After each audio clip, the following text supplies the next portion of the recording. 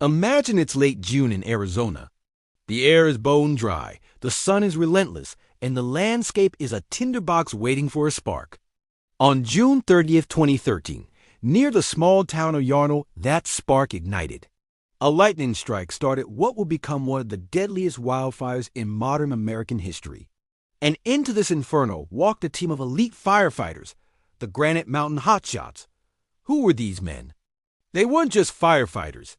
They were hotshots. Think of them as the special forces of wildland firefighting. Based in Prescott, Arizona, this crew was one of the first and only municipally sponsored hotshot crews in the entire nation. This meant they were local guys, your neighbors, who had trained to an almost superhuman level to protect their community and others from the unique threat of wildfire. To become a hotshot is an immense physical and mental challenge. The training is brutal. They carry packs weighing 45 pounds or more, filled with chainsaws, fuel, water, and tools, hiking for miles through treacherous, unforgiving terrain. They work 16-hour days, sometimes for weeks on end, sleeping on the ground, eating military-style rations, and always facing the unpredictable nature of fire. They learn to read the wind, the fuel, the weather, and the lay of the land like a second language. They are masters of their craft, known for their aggressive tactics and unwavering courage. They cut fire breaks, light strategic backburns, and go to places other firefighters can't. The Granite Mountain crew were at the absolute peak of their profession, a tight-knit brotherhood forged in smoke and sweat. That summer, the Yarnell Hill Fire started small. But in the arid conditions of the Southwest, with temperatures soaring over 100 degrees Fahrenheit and erratic gusting winds, it exploded. The fire began to move with terrifying speed, devouring thousands of acres an hour. It was a monster, unpredictable and violent. Homes and lives were directly in its path. The call went out, and the Granite Mountain Hotshots responded. 20 men, led by Superintendent Eric Marsh, mobilized to face the beast. Their mission was to establish an anchor point and cut a fire line to protect the town of Yarnell. It was dangerous, standard work for a crew of their caliber. They were moving through a rugged box canyon, a landscape of thick chaparral and granite boulders, doing exactly what they had trained for thousands of times. One member of the crew, Brendan McDonough, was assigned the role of lookout. His job was to stay at a distance, on higher ground, to watch the fire's behavior and the crew's position, acting as their eyes in the sky. It was a critical role that separated him from the main group.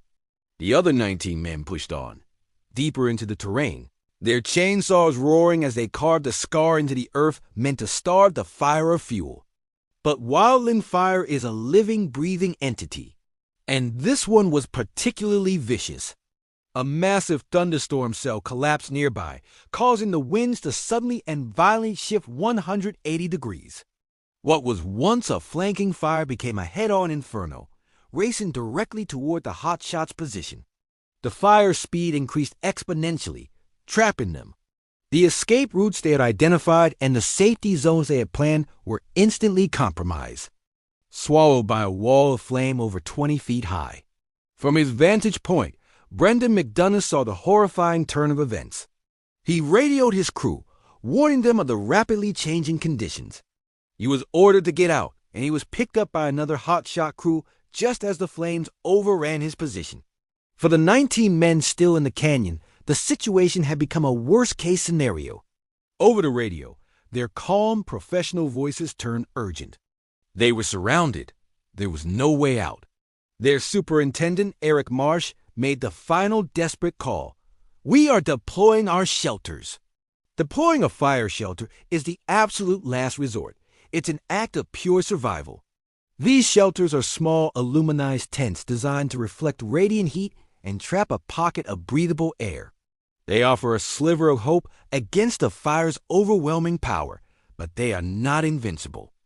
The crew cleared a small area as best they could, huddled together, and pulled their shelters over themselves, preparing for the unimaginable heat and force of the firestorm about to pass over them.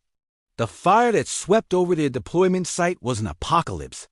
Temperatures likely exceeded 2,000 degrees Fahrenheit. The convective force of the flames was like a hurricane.